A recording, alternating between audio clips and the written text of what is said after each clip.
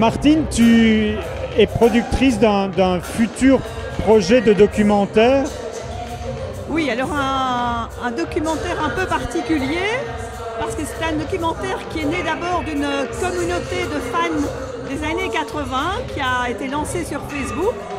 Et on s'est dit en fait qu'on ne pouvait pas laisser les choses comme ça, tellement l'engouement avait été extraordinaire. Tu as mené de main de maître un groupe sur Facebook sur les années 80. Je dois bien t'avouer que c'est la première fois que je vois un groupe avec autant de succès, aussi bien dans les échanges qu'il y a eu dessus que dans les retombées presse. Oui, je suis le premier surpris. Je ne suis pas du tout un spécialiste ni un grand adepte d'Internet. En fait, le principe ici, c'était, en discutant avec Paul Ster, c'était de lancer un groupe qui remettait un petit peu en valeur tout ce qui s'était passé au niveau créatif à Bruxelles dans les années 80.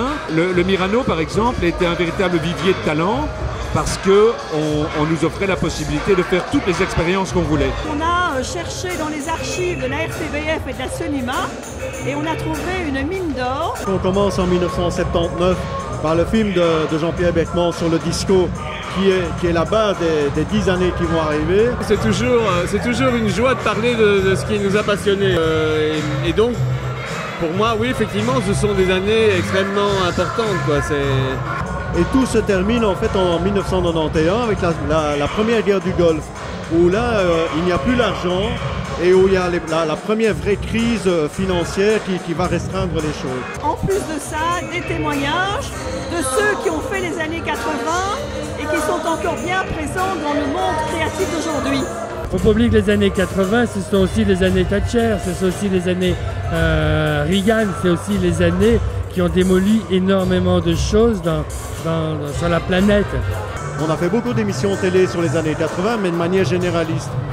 Et quand j'ai rencontré des gens vraiment emblématiques de cette époque, comme Gilles Verland ou comme Victor Laszlo, par exemple, Victor m'a dit « mais on m'a jamais parlé de mes années 80 ». Et j'ai vraiment envie qu'on le fasse. Nous, les années 80, ce sont tes années. Bah, c'est l'année où j'ai gagné plus d'argent dans le disque, quand même, oui. C'était quoi les grands tubes des années 80?